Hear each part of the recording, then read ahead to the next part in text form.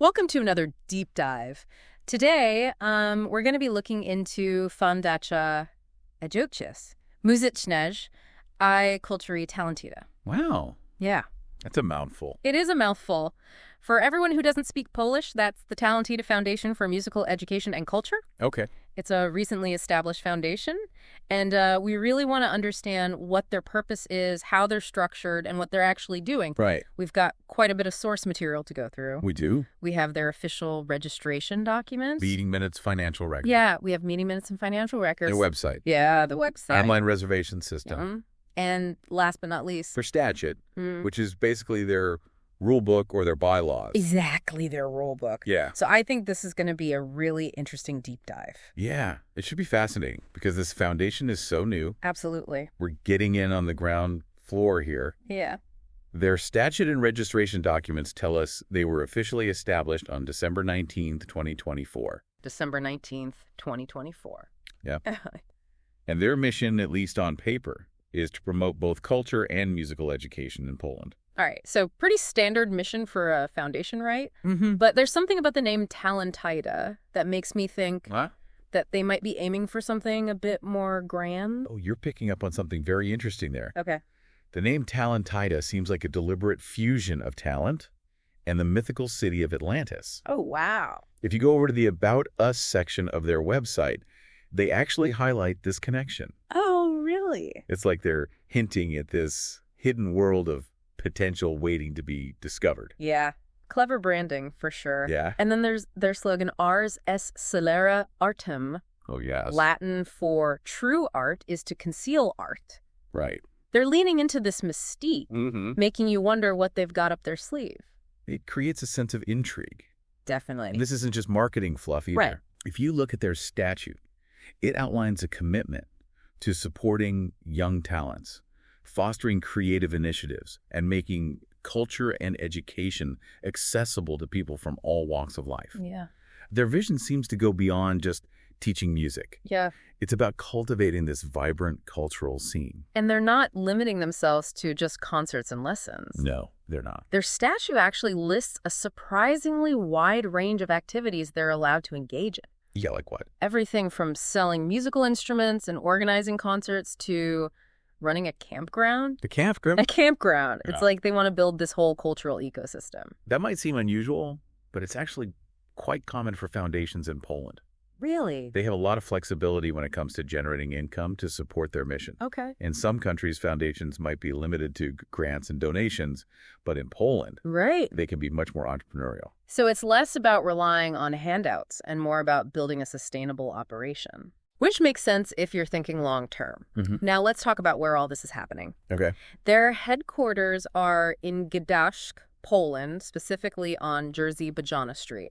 All right. That information is everywhere. Mm-hmm. Their registration documents, meeting minutes, website, even their statute. And this is where things get a little curious. Okay. That address on Jerzy Bajana Street, it happens to be the personal property of one of the founders, Magdalena Dokshevich. Wait, so the foundation is operating out of a founder's personal property? Yeah. That's a bit unusual, isn't it? It's unusual. Doesn't that blur the lines a bit? It certainly raises questions. Like what? For example, how are they handling rent or expenses related to the property? Right. Is there a formal agreement in place? Mm-hmm. These are all things we'd want to look into further Yeah, for sure. to understand the potential implications. Transparency is key here, Right. especially when you consider there are two other founders involved. Right. Wojciech Andrzej Lewandowski and Natalia Kwiatkowska. Along with Magdalena Dokshevich, they make up the foundation's board, or ZERS, Right. and each of them contributed financially to get things up and running, Okay. according to the statute and financial records. Speaking of finances, Yeah. the statute reveals a particular dynamic when it comes to decision-making. Okay. Wojciech Lewandowski, the president, has more financial authority than the other board members. How so? Any decision involving more than 2,500 Polish zloty Okay. requires his approval, All right. along with one other board member. So it's like a two-key system Yeah, kind of. for their finances. Mhm. What do you think is the rationale behind that? It's likely a measure to ensure careful financial management Mm-hmm. and prevent any potential conflicts of interest. Right. Remember, this is a new foundation, Right. and they're probably being extra cautious, Okay. especially given that they're operating from one of the founders' property. That's a good point. They're trying to build trust and demonstrate accountability right from the start. Right away. So we've got this interesting setup, Mm-hmm. 3 founders, each with a financial stake, Right. and one with a bit more power when it comes to the money. Yeah, and let's not forget that on top of all of this, they're offering a surprisingly diverse range of services. Yeah. And their online booking platform is where it all comes together. Okay. So you have the traditional music lessons, of course, Right. piano, percussion, vocals, Yeah. but then they also have music theory courses, instrument tuning, even some specialized services. Okay, let's unpack those specialized services because this Yeah. is where it gets interesting. Okay. They offer online consultations, which seems pretty standard these days. Right. But then there's this listing for oligophrenopedagogy. Oligophrenopedagogy. Yeah, what is that? So oligophrenopedagogy is a specialized field of education that focuses on working with individuals with intellectual disabilities. Oh. It's actually a fascinating field that utilizes a variety of techniques to help individuals learn and develop. So the fact that they're offering this suggests a commitment to inclusivity, which aligns with their mission of making music accessible to everyone. But it also raises some practical questions. Like what? Do they have qualified specialists on staff who can provide this service? Right. And how do they adapt their teaching methods and environment to meet the needs of these students? Those are all valid questions, and to be honest, we need more information to assess how they're actually implementing this program. Sure. And whether it's truly effective, but the fact that they're offering it at all is a positive sign. Yeah. It shows that they're thinking beyond just traditional music education. Okay. And considering the needs of a wider range of learners. It definitely adds another layer to their story. Yeah. And speaking of layers, we can't forget about the founder, Wojciech Lewandowski. Right.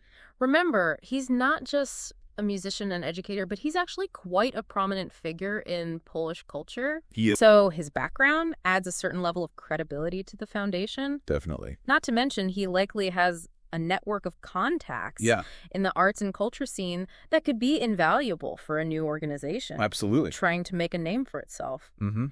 And his prominence also raises a curious question. Okay. We've been referring to him as Wojciech Lewandowski, but on the foundation's website, he's listed as Wojciech Wentura. That is strange, isn't it? It is. It could be a stage name or perhaps a middle name he uses professionally. Right. But it does make you wonder why the discrepancy exists. Yeah. Especially when all the official documents use his full legal name. It's a little detail, but sometimes those little details lead to bigger discoveries. Right. So we've got a picture of Talentyda starting to emerge. Yeah. Ambitious goals, a unique blend of traditional and modern approaches, and a founder with a bit of mystery surrounding him. And don't forget that unusual setup with their location and finances. Oh, right, yeah. It's clear that Talentyda is not your average music foundation. Definitely not. And in the next part of our deep dive, we're going to dig deeper into those financials. Okay. Analyze their service offerings, and explore what all of this means for their potential impact on the Polish cultural landscape. Sounds good. Stick with us. Yeah, stay tuned. That wide range of activities allowed by their statute really makes you wonder about their long-term goals. Yeah, what are they trying to be? Are they trying to be a jack of all trades in the culture world? Yeah, it's like they're laying the groundwork to be this one-stop shop for everything music-related. Yeah. You know, they could be selling instruments, publishing sheet music, organizing concerts and workshops, Right. even running that campground we talked about. Oh, a campground. I can see the logic behind it, though, diversifying their income streams Yeah. to help them be more self-sufficient, less reliant on external funding. Sure, financial independence is important for any organization. Yeah. Especially in the arts. But wouldn't spreading themselves so thin potentially dilute their impact on their core mission? Right. Musical education. That's the million-dollar question, isn't it? Yeah. Can they achieve a balance between ambition and focus? Right. It's going to be crucial for them to have a clear strategic direction, Right. even with all these possibilities on the table. So many possibilities. Yeah. Let's shift gears for a moment Okay. and talk more about that intriguing situation with the foundation operating out of the founder's personal property. Yeah. What are the potential pros and cons of that arrangement? Well, on the plus side, It could be seen as a generous contribution from Magdalena Doksevich. Okay. Providing the foundation with a physical space, potentially saving them a significant amount in rent. Yeah. Which could be redirected towards their programs and services. That's a good point. It's like an in-kind donation that benefits everyone. Yeah. But what about the potential downsides? Right. Are there any red flags we should be aware of? There's always the risk of a conflict of interest. Sure. When personal assets are mixed with an organization's operations. Okay. Decisions about property use, maintenance, even potential expansion could become intertwined with the founder's personal interests. Right. Something to watch closely as the foundation grows. So transparency is going to be super important for them. Mm-hmm. They'll need to demonstrate a clear separation between the foundation's activities and the founder's personal assets. Absolutely. To maintain public trust. Clear documentation, independent financial audits, and perhaps even a separate board committee. Okay. Specifically focused on property matters would go a long way in mitigating potential risks. It sounds like they're going to need a strong governance structure in place. Yeah, they do. To navigate all of this. Uh-huh. Speaking of navigating, let's talk about Talentyda and its potential impact on the Polish cultural landscape. Okay. They're aiming to be more than just a music school, right? That's right. They're positioning themselves as this catalyst for broader cultural development. Right. Particularly for young people. Yeah. And they seem to be embracing both traditional and modern approaches. Yeah, I mean, remember those online consultations they offer? Yes. And the Earmaster software they use for ear training? Oh, yeah. It's a smart move to incorporate technology into their teaching methods, especially in today's digital world. It definitely expands their reach. Yeah. Allows them to connect with students who might not have access to traditional in-person lessons. Right. But it also presents some challenges. Like what? Ensuring quality control in a virtual setting. Right. Maintaining a personal touch. Addressing potential digital divides. Mm-hmm. These are all hurdles they'll need to overcome. Yeah, for sure. It's a balancing act. Mm-hmm. And it comes down to execution. Yeah. They have a compelling vision. They do. But can they translate that vision into tangible results? Right. Can they truly make a difference in the lives of young people and contribute to Polish culture in a meaningful way? That's the big question mark hanging over everything we've discussed so far. Right. And only time will tell if they can live up to their aspirations. Yeah. But they do have some things working in their favor. Like what? Give us some reasons to be optimistic. So you have a strong foundation, both literally and figuratively. Okay. A compelling mission, a unique space to operate from, and a team with diverse expertise. And let's not forget Wojciech Lewandowski's prominence in the Polish cultural scene. Oh, right. That kind of recognition opens doors, attracts attention. Definitely. And potentially paves the way for collaborations and support from other established institutions. Absolutely. Right. His background as an accomplished musician and educator, as their website states, brings a wealth of experience to the table. Mm-hmm. And as you mentioned, a network of contacts that could be incredibly beneficial. Yes, very much so. For a new foundation like this. Yeah. But speaking of Wojciech Lewandowski, let's circle back to that discrepancy we noticed earlier with his name. Why is he listed as Wojciech Ventura on the foundation's website, but as Wojciech Lewandowski in all the official documents? It's a detail that could easily be brushed aside, but it does pique your curiosity. Yeah. It might be as simple as a stage name he uses for his artistic endeavors, or perhaps he goes by Ventura professionally and Lewandowski in his personal life. It's a bit of a head-scratcher, yeah, but maybe it's a clue to a larger story. Right. Perhaps there's a fascinating reason behind the name change, something that sheds light on his motivations for starting this foundation. Now you're thinking like a true detective. I am. It's definitely something we should keep in mind as we continue our deep dive. Okay. It might be a rabbit hole worth exploring further. Agreed. But for now, let's move on to their financial situation. Okay. We have access to their records. Yes, we do. So let's see what they reveal about their funding and spending habits. Excellent point. Right. We know they have a mix of income sources from those traditional music lessons and services. Right. To potential revenue from those diverse activities listed in their statute. Yeah.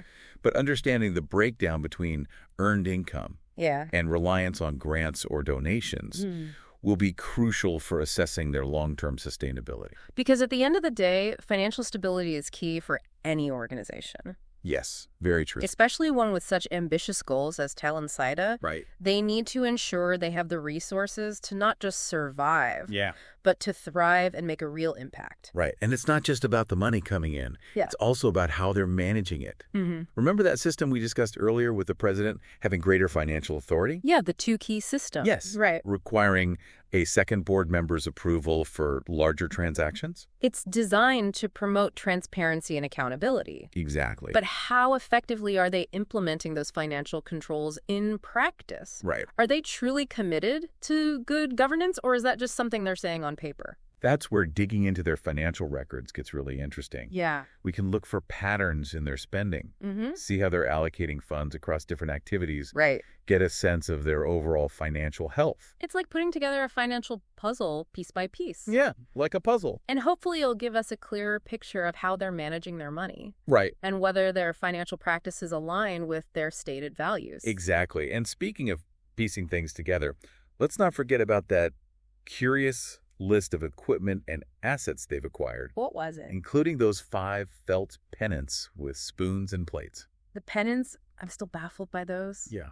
Maybe they're decorative items for their space, or maybe they're just a quirky touch from one of the founders. Yeah, who knows? Either way, it's a detail that makes you wonder about their decision-making process. It definitely adds a layer of personality to their story. It does. But what's more significant is that they've managed to procure a decent amount of equipment in such a short period of time. Yeah. Computers, pianos, sound systems. Yeah. They're building a solid infrastructure for their operations. Yeah. It shows that they're serious about investing in their growth and expanding their capacity Definitely. to offer a wider range of programs and services. It's another sign of their ambition and commitment to making a mark on the Polish cultural scene. It sets the stage for the final part of our deep dive, Okay. where we'll delve into the specifics of their service offerings, Great. examine their financial records in detail, and try to answer that big question. What's the question? Will Talentyda live up to its ambitious goals and become the cultural force they envision? Okay. Stay tuned, because things are about to get really interesting. We're back for the final part of our Talentyda deep dive. The final act. The final act. Yeah, we've covered a lot of ground. We have. From their ambitious goals and unique structure to their intriguing financial setup and the mysterious name change of their president. Right. But now it's time to zoom in and get our hands dirty with the details. Okay, let's start with what they're actually offering to the public. Sounds good. Their online booking platform is a great place to start. Okay. Gives us a snapshot of their services and how they're presenting themselves to potential students. And it's quite a diverse menu, isn't it? It is. They have the classic music lessons, of course, piano, percussion, vocals, the bread and butter of any music school. Exactly. But what's interesting is that they're not just targeting aspiring virtuosos. Right. They're also offering music theory courses both online and in person. That's true. Which suggests that they're trying to cultivate a deeper understanding of music, not just technical proficiency. Yeah, that's a good point. And then there's that Sesja Muzykalniani Dubi Earmaster. Oh, yeah.